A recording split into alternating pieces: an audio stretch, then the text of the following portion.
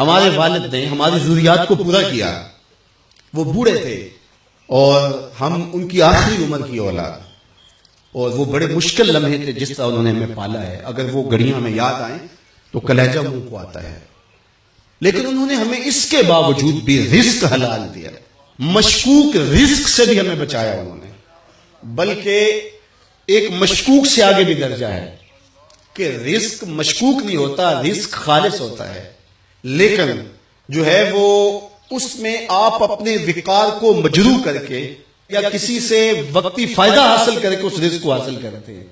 الحمدللہ اللہ کے فضل سے انہوں نے ہمیں اس سے بچایا۔ اس کی صرف میں 2 مثالیں آپ کو بتاتا ہوں۔ میرے والد گرامی کپڑے کا کام کرتے تھے، اور دنیا کے اوپر کسی نے ایسا دکاندار نہیں دیکھا ہوگا جو دکان بند کر کے رکھتا ہو۔ وہ کہتے ہیں لوگ آ کے بیٹھ جاتے ہیں اور میرا وقت ضائع کرتے ہیں، میں نے قرآن مجید پڑھنا ہوتا ہے۔ تو جو گاہک آتا تو دروازے کو دستک دیتا، قرآن مجید بند کرتے، دروازہ کھولتے، ہاں بھائی کیا لینا ہے؟ اس نے کہا یہ لینا، لیا، فارغ، پھر دروازے کو نکلا۔ ایسا بھی کوئی تاجر دیکھا آپ نے؟ اللہ اکبر۔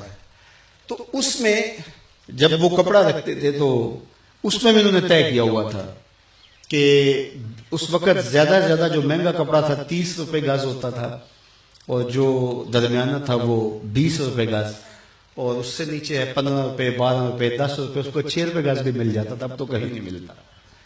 تو انہوں نے ایک ریشو رکھی تھی کہ 10 پہ 1 روپیہ، تو جو 20 روپے گز کپڑا تھا وہ 21 روپے گز بیچتے تھے، 21 روپے اس سے لیتے تھے، اور جو 30 روپے فی گز کا ہوتا تھا اس سے جو ہے وہ 31.5 لیتے تھے، وہ باقاعدہ اوپر لکھا ہوا ہوتا تھا۔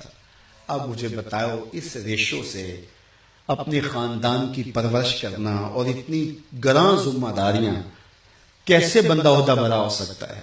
لیکن لوگ رزق کی کثرت کی بات کرتے ہیں، ہم نے آنکھوں سے برکت دیکھی ہے۔ کثرت اور چیز ہوتی ہے، برکت اور چیز ہوتی ہے۔ تو جو میں بات بتانے لگا ہوں، میرے بیٹے بھی بیٹھے ہیں اور آپ سارے میرے روحانی منتسب ہو میرے ساتھ، اور آپ نے آگے اپنے نسلوں کی تربیت کرنی، اور اس چیز کا ہم نے خیال رکھنا ہے کہ اپنی اولاد کو کس طرح کی تربیت دینی۔ تو وہ جو کپڑا بیچتے تھے اس کے اندر لٹھا بھی ہوتا تھا، تو جب کوئی کفن کے لیے کوئی فوت ہو جاتا اور کفن کے لیے لینے آتا تو وہ جو لٹھا بیچتے اس کے اوپر وہ 1 روپیہ بھی نہیں لیتے تھے، وہ جو قیمت خرید تھی اس پر دیتے تھے۔ تو ان کا شعور یہ تھا کہ یہ کمائی میری اولاد نے کھانی ہے، تو میں ان کی تربیت کر رہا ہوں، تو یہ بھی پیسے ان کی تربیت میں نہیں لگنے چاہیے۔ اور دوسرا، چونکہ یہاں دیہات کے کافی لوگ بیٹھے ہوئے اچھی طرح جانتے ہیں، ان کے لیے جو ادب اور احترام کا لوگوں کے دل میں مقام تھا اور جو محبت تھی، تو وہ کاموں کے سے یہاں اس وقت یہ چنگچی بھی نہیں تھی، کوئی یہاں پیک اپ بھی نہیں چلتی تھی، تو اس وقت ٹانگے وغیرہ چلتے تھے۔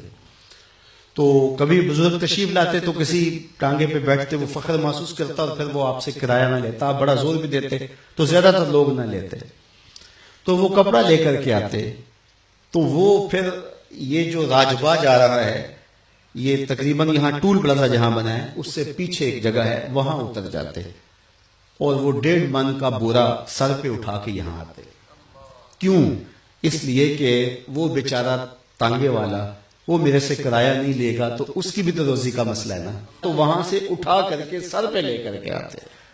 اور اس کا دوسرا فائدہ یہ ہوتا کہ جو اخراجات کپڑے کے اوپر پڑتے وہ کم ہوتے اور وہ خود اپنے اوپر لے لیتے تاکہ گاہک کے اوپر یہ بوجھ نہ آنے۔